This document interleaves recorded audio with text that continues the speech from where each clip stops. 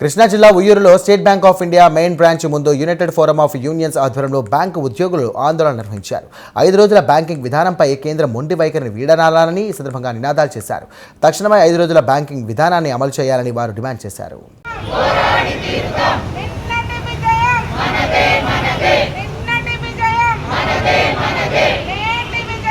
మనదే